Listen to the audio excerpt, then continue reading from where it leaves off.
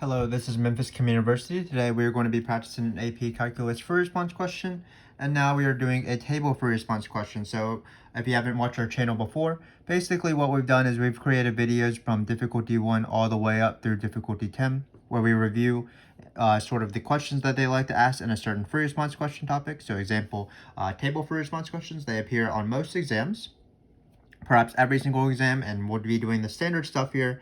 We'll be doing MBT, we'll be doing IBT, potentially approximating and interpreting things, as well as the strange related rate. And of course, we'll have a Riemann sum. So let's read this question. We are doing difficulty 7, so this is sort of the level where you definitely want to be at for the AP exam before you take it. If you're at this level, then you're probably going to be pretty comfortable in achieving a high score on the AP exam. So let's review this. So we have our nice little table right here. So my friend C-Dub, she makes videos on our channel. Please check them out. She likes to solve jigsaw puzzles, as people like to do, but she's worried that her table is just too small. So what she wants to do is she wants to measure the area of her current progress. So she's just puzzling away, and she just sees how much area her progress is made, or how much area her progress covers up on a certain table. So the area is given in inches squared. And now we are going to do values. Keep in mind that in this table, we have area of her progress, her current state of her puzzle. She slowly does the puzzle every few days or so and adds a few pieces here and there. So the first two questions, or the first question is a combination of two questions. It's our interpreting questions. So we have our normal approximating a derivative, so that should be pretty easy. And then we also have integrating a derivative, another easy question, but nice to know the interpretations as well. Some students can't get that point, so we're going to do that right now. So let's take these separately. Let's first start off with approximating a derivative. Oftentimes the first question in these sort of free response questions and these table free response questions, remember when you're approximating a derivative, what you want to do is you just want to do algebra slope. So a prime of 4 is equal to the algebra slope, and we look at these two columns right here because 4 is in between 2 and 6.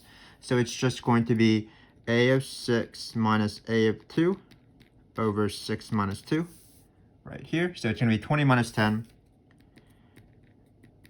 over 4, I believe. And looks like we're going to get, can't do math, but 10 over 4 or 5 halves. So that's an easy question. Again, you're not actually finding the derivative, you're approximating it with algebra slope instead. Now let's use the correct units. So the correct units would be, because we're doing a rate, in this case, we're approximating the derivative, or if we're doing algebra slope as well, that is still a rate. So when you have a rate, what you do is you take your units in your table, in this case it's inches squared, and then you divide by days. So basically, every single day, her puzzle takes up a little bit more space, 5.5 inches. So she goes really slow, squared inches, but that's perfectly fine. And then let's interpret it while we're at it. So whenever you're doing a derivative, you always just want to keep with the fact that f is increasing when f prime is positive, f is decreasing when f prime is negative. So a prime being positive means the area is increasing at this rate. And then they do like you to reference the time, so at t was 4. And that is our answer. So that's the answer to the first one. But because this is difficulty number 7, we're able to combine some easier questions and to form them just so that we can cover them. So that was just this first one right here, approximating a derivative. Now we are going to do this guy right now. So in this case, what we're doing is we're doing this integral. Remember that if you ever have an integral like this, the integral of a derivative, that's going to be fundamental theorem of calculus. So hopefully you can see that in the corner there. But it looks like it's going to be the integral of a prime, that's just a. And then you evaluate a at the top point, and then subtract and evaluate it at the lower limit. So it's a of 13 minus a of 2. You might be wondering, of course, how to find a of 13 and 2, but of course you use the table. So it's going to be 100 minus 10. So it's 100 minus 10, which I believe is 90. So let's interpret this question. So whenever you're doing fundamental theorem of calculus, this is really the accumulation of a rate, or the net change of the rate. So if you want, you can say the area change or increased by 90 inches squared. So notice that this unit will not be dividing by time because this is an A value. In this case, we had A values divided by time value, so that's why it's inches squared over days. In this case, it's just inches squared. And then similar to the derivative question, when they ask you, when you had the 4, they want you to refer to the 4. In this case, we are going to refer to the 2 and 13 by saying the area changed by 19 inches squared over that interval from t is equal to 2 to t is equal to 13. So again, not too bad of a question. Keep in mind, some of my students for some reason have the urge to divide by 13 minus 9, sort of like in this case right here. But that would be finding, that's when you do average, like average of something is 1 over b minus a, the integral of that thing. This is just fundamental theorem of calculus, so you just take the integral, plug in the top minus the bottom. So not too bad for a first question. It was a little bit of a double question, but still not too bad. We just used the table. Again, to approximate a derivative, what you do is you just do algebra slope on the 2 columns where 4 fits in between. That's great. The units will be dividing by time, and then this is the interpretation. The area is increasing at this rate. If it was negative, we would have said the area is decreasing at this rate, at this time. And then finally, what we had to do is we had to do this integral right here. The integral of a prime is just a. We did fundamental theorem of calculus, plugged in 13, plugged in 2. Use the table to find those 2 values. And then finally, we write the sentence. So now we're doing the next question. So the next question is slightly harder. So if you've seen our videos in this video series, you will know that certain things appear in all these questions, like approximating derivatives. But another thing that appears quite often is MVT, IVT. So even when I read the first 2 words maybe, or 3 words, explain why, as opposed to find a t, I usually know that already this is MVT or IVT. Because MVT or IVT are usually the 2 questions on the AP exam that are existence theorems. So for example, you're never finding a time when you're doing MVT or IVT, you're just showing a time exists. So that's why the wording is something like explain why there must be, or why must this exist, or what's the fewest number of times this might happen. Again, these questions are usually MVT, IVT questions. And then the rule is, if you have a function here, you have to decide whether to use MVT or IVT, but it's usually based off the given versus the want question. So in this case, the given in the table is a, the want is a prime. So that's usually MVT and not IVT. If it matches, it's usually IVT, because then you can do IVT on the function, showing the y values in between the y values of the intervals, the endpoints of the interval. But when you have a derivative, remember that MVT, mean value theorem, the phrase is calculus slope equals algebra slope somewhere in the interval. So when you have some derivatives, it's usually MVT. But why is this question hard? Well, this question is hard because usually when they give you the interval, you apply MVT, meaning you find algebra slope on that interval. But notice if you just eyeball this interval, you're going to do 100 minus 10 over 13 minus 2. That's going to be 90 over 11. But 90 over 11, unfortunately, is not 10.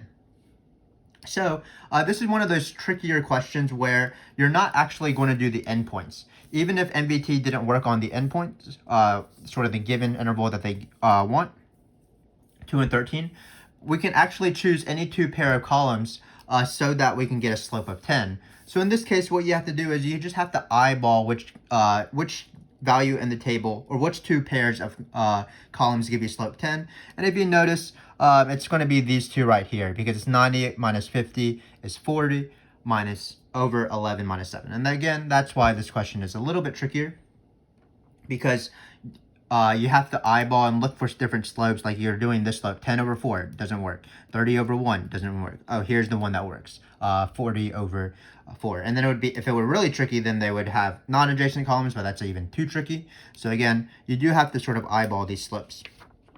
So now that we have chosen the 2 columns we're going to use, 7 and 11, now we are ready for this answer. So by MVT, because we say 10, whatever the number they want, and then we do the algebra slope. But again, we're not doing it on 2 and 13. We are doing it on 7 and 11. So it's going to be a of 11 minus a of 7 over 11 minus 7. And then a of 11 is 90 minus 50 over 4. We're going to get 40 over 4, which is just 10, exactly what we want. So this is by MBT because the number we want the calculus slope to be is equal to the algebra slope, and then it's our conclusion. So we've already done all the work.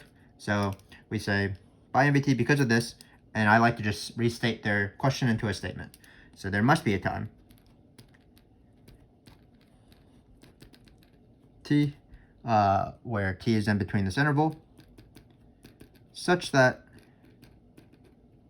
a prime of t is equal to 10. So let me repeat what I did here. I noticed that it's an MBT, IBT question because it says explain why there must be. So it's usually MBT or IBT. In this case, it's MBT. Why do I know it's MBT? Because it's a derivative of the given. That usually indicates it's MBT. In this case, again, the hard part of this MBT question was you didn't do algebra slope on the given interval. You had to eyeball a certain 2 columns that gave you that slope. But once you did that, it was a normal MBT question.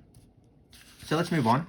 Now we are going to be doing a trapezoidal sum to approximate the average area that C-Dubs' puzzle takes up over this time interval t equals 2 to t equals 13. So remember, as we mentioned before, the average formula of f is 1 over b minus a, average of f over an interval, of course, is 1 over b minus a, the integral of that thing. Not, for example, its derivative, that would be average rate. So in this case, what we want to find is the average of a. So it's going to be 1 over 13 minus 2, that's 11. If you want to write 13 minus 2, that's this number right here, b minus a. 11 to 13. And then we're going to put a of t. So not 11 to 13, 2 to 13. And we are going to find this integral. So remember that when you do Riemann sums, first off, you need to know how to do every single Riemann sum. You need to know how to do left, right, trapezoidal, and midpoint. In this case, we're doing one of the harder ones, trapezoidal, but it's still not too bad. Remember that all those Riemann sums are always to approximate an integral. So in this case, the trapezoidal sum won't actually be the answer. What we're going to do at the very end is divide by 11. So just be aware of that. This is what I tell my students. Sometimes the Riemann sum is not the answer when you're asking a Riemann sum question. The Riemann sum helps you find the answer, but you might have to do one additional step, potentially maybe add the initial condition if it's fundamental theorem of calculus, or for example, dividing by this 11 to do average value.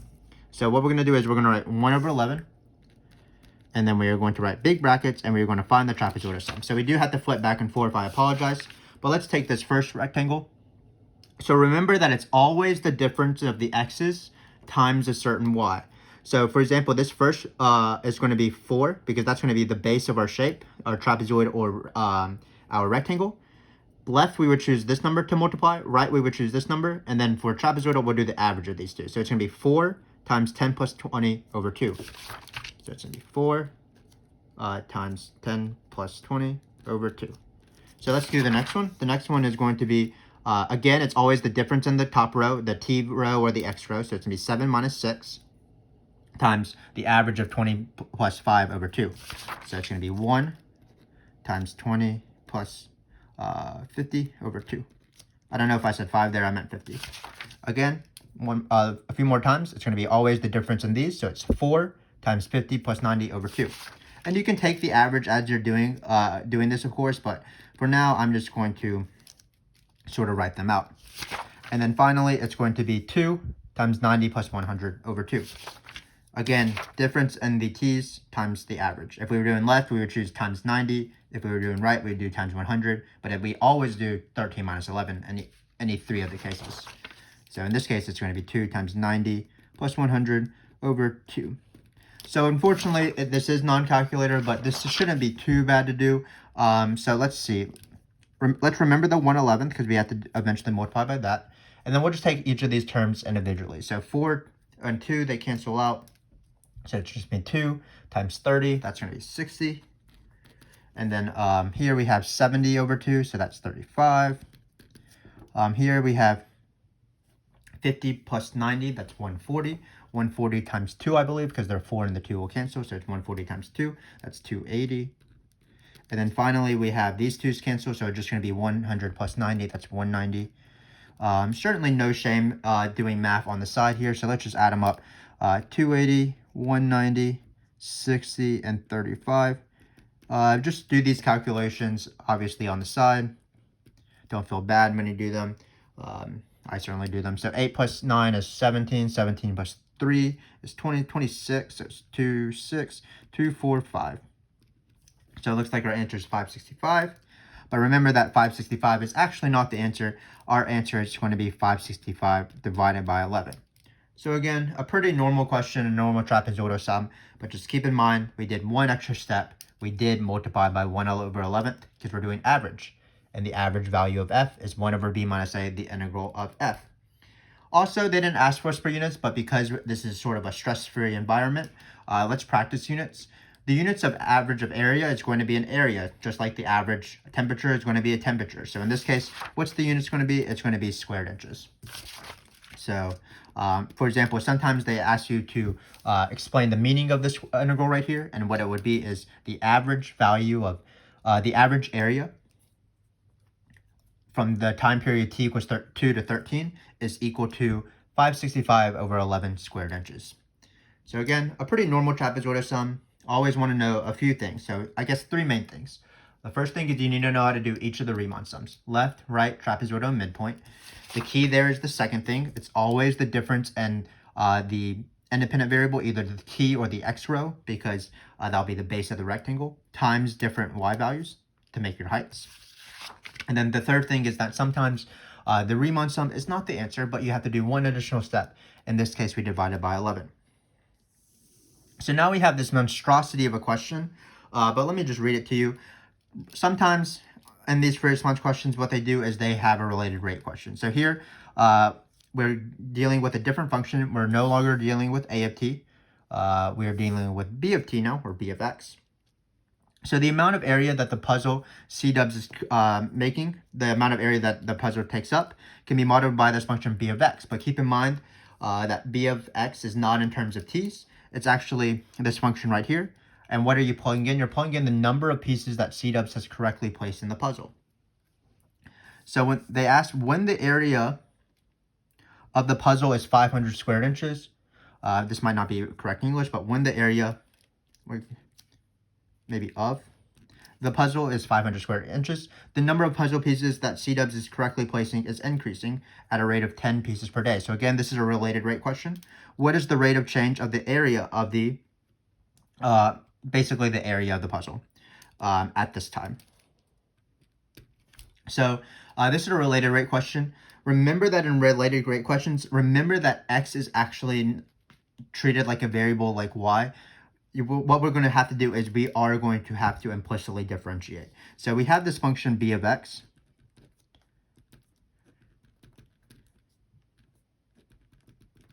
And now we are going to take the derivative. So when we take the derivative here, just be careful. You have to do normal derivative rules. For example, we have to do product rule in this case. But when we take the derivative of x, it's not just going to be 1. We're going to have to multiply by dx dt.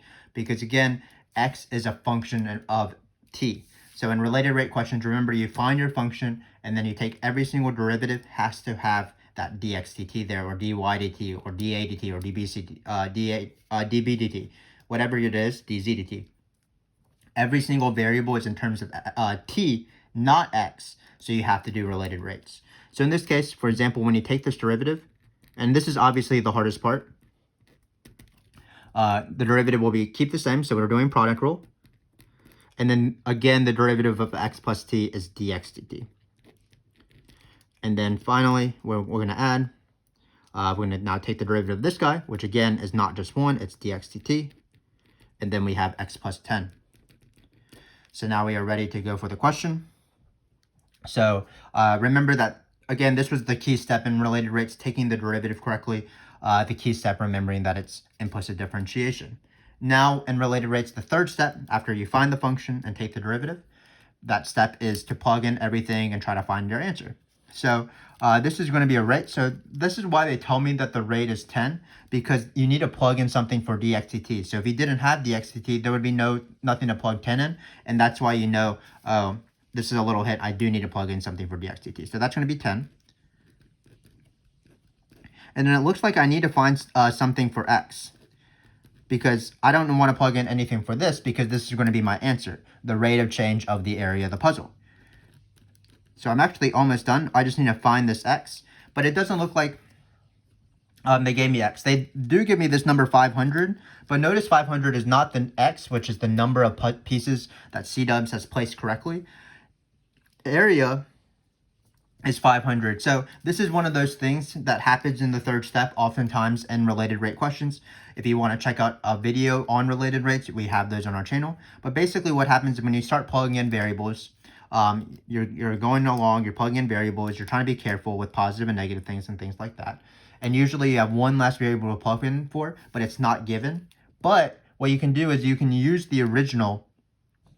For example, you can use b of x to solve for this and find that last variable you need. So we're going to do that on the side. We're going to get 500 equals x minus 30 times x plus 10. The thing to do, of course, is to solve this quadratic, but we don't have a calculator, so we need to factor it. In order to factor it, we need to bring everything on one side. So I'm going to first FOIL this out. X squared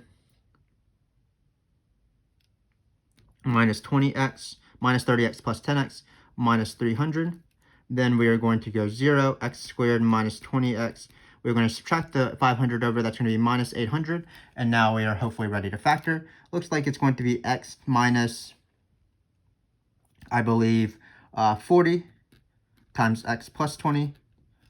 So 0. So what is our x? Well, our x can't be negative numbers. You can't have a negative number of pieces. So our x has to be 40. And now we are done because now we have the number to plug in. So we're going to plug in 40 here. And we're going to get 10 times 10, that's 100. And then 40 plus 10 is 50. 50 times 10 is 500. So in this case, it is now 600 is the answer. These models really have nothing to do with each other because they're so inaccurate compared to each other, but that's perfectly fine. So this is 600. If you wanted the units, remember that we're doing B prime. B prime is x's, so it's the number of puzzles pieces, the number of pieces divided by time, but we're going to just write 600 here. So again, this has been a very standard related rate question. What you do is you identify a function. In this case, it was already given. You take the derivative, but you're careful because you need to use dxdt's and not just one, for example. And then you start plugging in stuff. Usually, when you have one last variable to solve for example, in this case, it was x, you use the original, and you'll be able to find that. So again, this hasn't been too bad of a video. There were some tricky things. So for example, we just had to approximate. We had to also evaluate this integral, but it wasn't too bad. This was algebra slope, where it meant that this function was increasing. This was fundamental theorem of calculus, which was the net change. We were careful with the units, of course.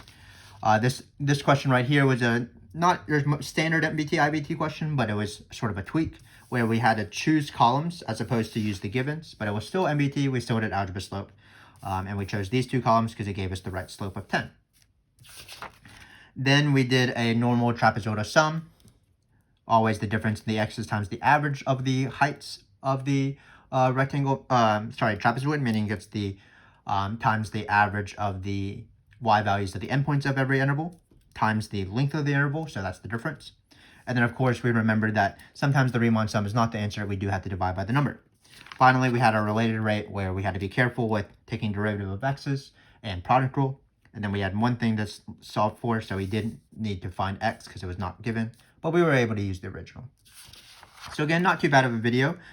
Keep in mind that if you're struggling with any of these concepts, we do have separate videos on those. For example, MBT, IBT, averages, Riemann sums, left, right, triplet, and midpoint, and related rate. So check those out. And we're also going to go to these more challenging level questions after this video, difficulty 8, 9, 10. So hopefully I will see you then. Just like if you have watched our difficulty 6 video, our difficulty 8 video is going to be particle motion, so please check that out if that interests you. Thanks again for watching. We always appreciate your support, and I hope to see you next time. Thank you. Thanks again.